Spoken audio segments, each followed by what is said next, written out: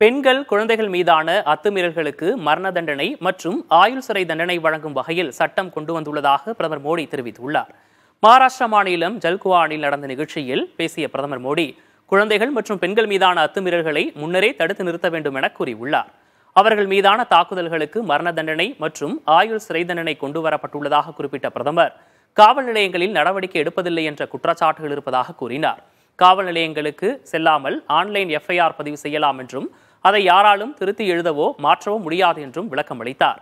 போலி திருமண உத்தரவாதத்தின் மூலம் அத்துமீறுவோர் மீது நடவடிக்கை எடுக்க பாரதிய நியாய சங்கீத சட்டம் வரையறுக்கப்பட்டுள்ளதாகவும் தெரிவித்துள்ள பிரதமர் மோடி, குழந்தைகள் மற்றும் பெண்கள் மீதான அத்துமீறல்கள் தடுத்து நிறுத்தப்பட வேண்டும் என்றார். இதற்காக மாநில அரசுடன் மத்திய அரசு துணை நிற்கும் என்றும் அவர் உறுதிபட கூறினார்.